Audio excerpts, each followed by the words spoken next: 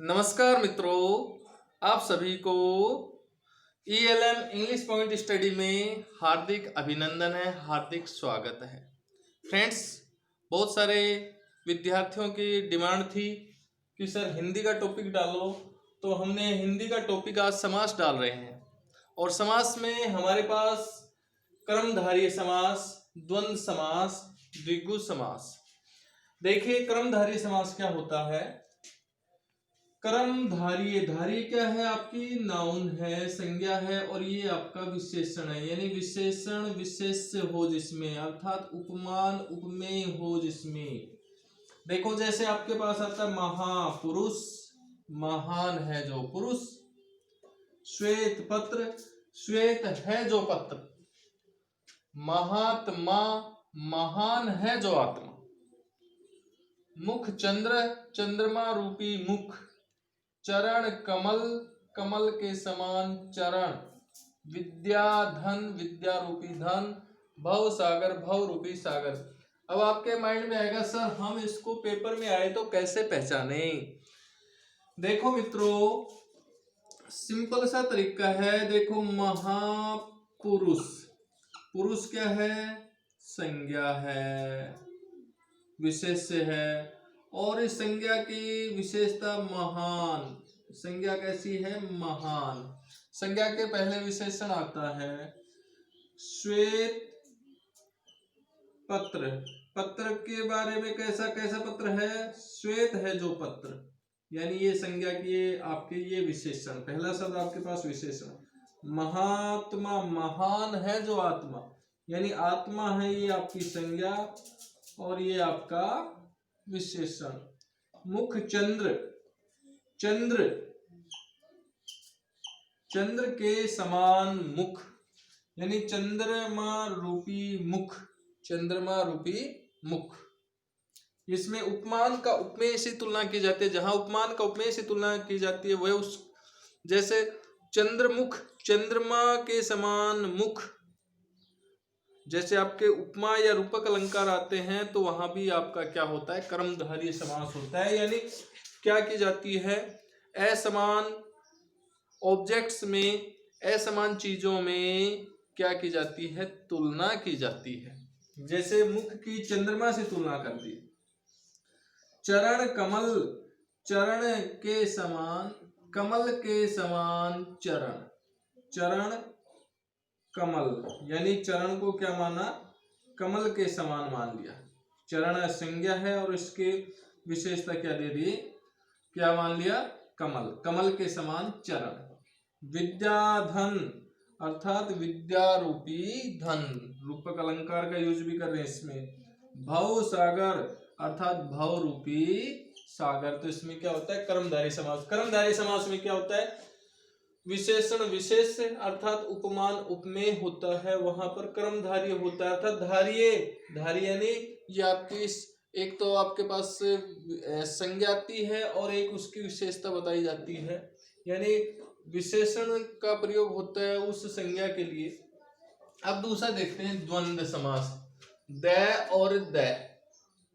द्वंद्व में कितने? द और द, द और द, अर्थात ये पद भी प्रधान और ये पद भी प्रधान, दोनों पद प्रधान होते हैं। द और द, द्वंद्व द और द। पहला पद भी प्रधान, दूसरा पद भी प्रधान। इसमें और, या, अथवा, तथा, एवं ऐसे शब्दों का यूज होता है। और समास के अंदर जब हम इसका विग्रह करते हैं तब ऐसे शब्द निकल के आते हैं। जब समास का विग्रह करते हैं तो इनमें क्या आते हैं? और, या, अथवा, तथा, एवं। रात दिन, रात, इसमें विशेष बात है कि आपका ये डैश है ना, ऐसा डैश, ये डैश इनके बीच मिलेगा तो इसका मतलब है द्वंद्व। रात दिन, रात और दिन। सीता राम, सीता और राम। दाल रोटी, दाल और रोटी। माता पिता, माता और पिता। आयात निर्यात, आयात और निर्यात। हानि लाभ, हानि या लाभ। आना जाना, आना या जाना। क्लियर हो गया होगा। द्वंद्व द और दे, इसमें और या अथवा तथा एवं, ये आपका चिन्ह मिलेगा इनके बीच में विभक्त, और इनके बीच में जैसे ही चिन्ह मिलता है तो आपके माइंड में आ जाना चाहिए कि कौन सा द्वंद्व, क्योंकि इसके दोनों पद क्या होते हैं, प्रधान होते हैं। रात दिन, रात भी प्रधान है, दिन भी प्रधान है, सीता प्रधान है, राम भी प्रधान है, दाल भी प्रधान है, रोटी प्रधान है, माता प्रधान है, पिता प्रधान है, आयात भी प्रधान है, निर्यात भी प्रधान है, हानि भी प्रधान है, लाभ भी प्रधान है, आना प्रधान है, जाना प्रधान है। फ्रेंड्स, तीसरे के ऊपर चर्चा करते हैं हम। समास से सामान्य 6 भागों में बांटे गए हैं।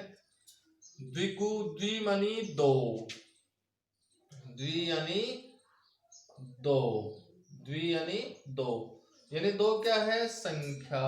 दो क्या है, संख्या, अर्थात पहला पद संख्यावाची हो, जिसका पहला पद कैसा हो, संख्यावाची हो।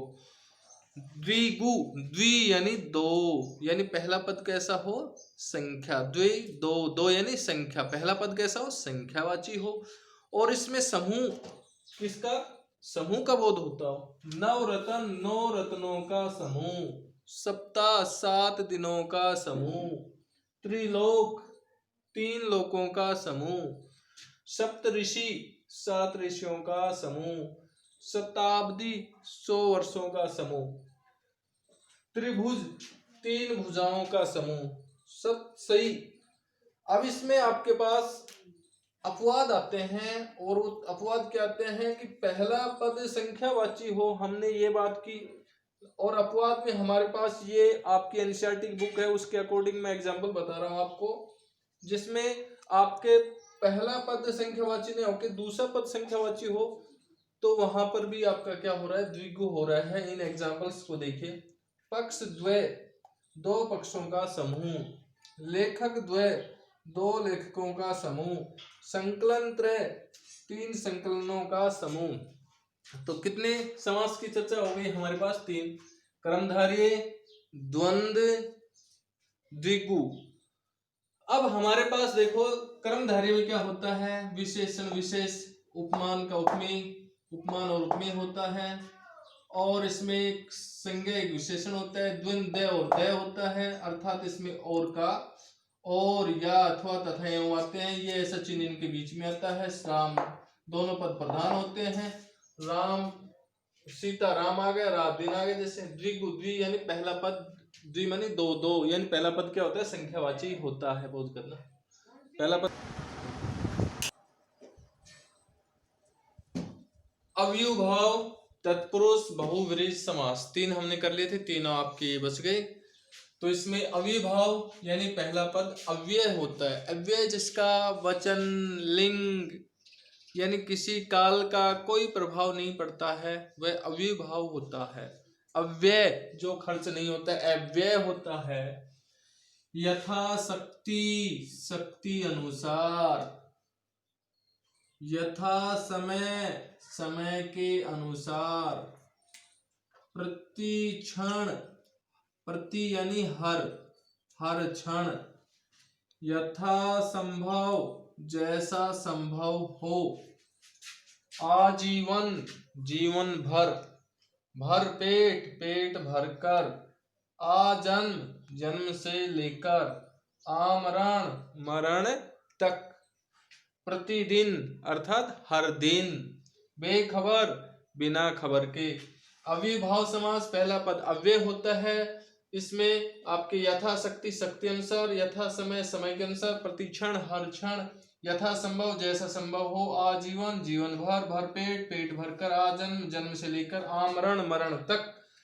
प्रतिदिन, हर दिन। बेखबर, बिना खबर के। अब हम कहते हैं तत्पुरुष। तत्पुरुष में पहला पद गौण होता है और दूसरा पद होता है वो आपका प्रधान होता है।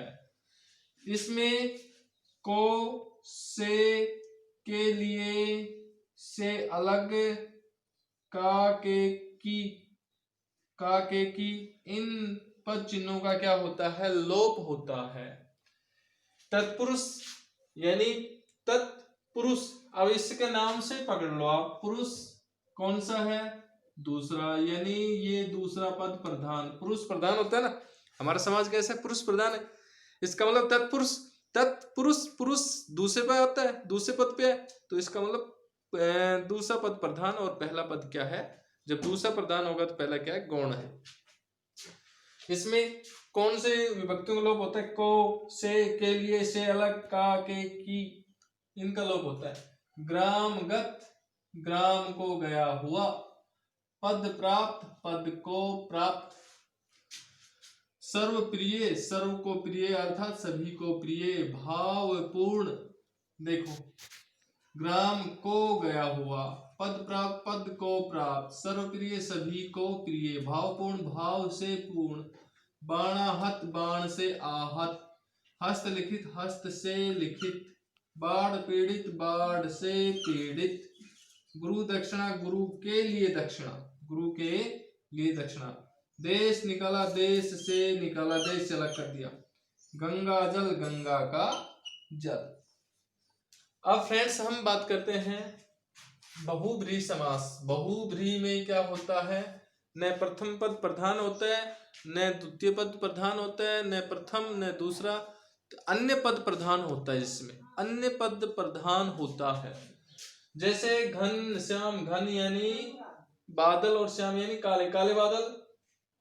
और यहाँ पर इसका अर्थ क्या हुआ? घनश्याम का मतलब होता है कृष्ण, यानी काले बादलों जैसा, काले बादलों के समान अर्थात कृष्ण। नीलकंठ, नीला है कंठ जिसका अर्थात शिवजी, तीसरा अर्थ प्रधान है। अन्य अर्थ प्रधान है। दशानंद, दस है आनंद जिसके अर्थात रावण। गजानंद यानी गज है आनंद जिसका, यानी हाथी जैसा वो होता है ना सूंड, तो किसका है? गणेश जी का। गजानंद गणेश। त्रिलोचन, तीन है लोचन जिसके, यानी शिव। हंस वाहिनी, हंस हंस है जिसकी वाहन, वो क्या है? वो हंस वाहिनी, ये कौन है? सरस्वती। महावीर, महान है जो वीर, हनुमान। दिगंबर, दिशाएं जिसका अंबर है, वस्त्र है, वो कौन है? शिव। चतुर्भुज, चार है भुजाएं जिसकी, विष्णु। अर्थात अविभाव तत्पुरुष बहुब्रीहि। अविभाव में पहला पद अव्यय होता है, तत्पुरुष में पहला पद गौण होता है, दूसरा पद प्रधान होता है। बहुब्रीहि में न पहला पद प्रधान न दूसरा पद प्रधान, अन्य पद प्रधान होता है, अर्थात कोई अन्य अर्थ होता है। और इस प्रकार से आपके समास थे। तो मित्रों, ये समास का एक टॉपिक आपके लिए किया।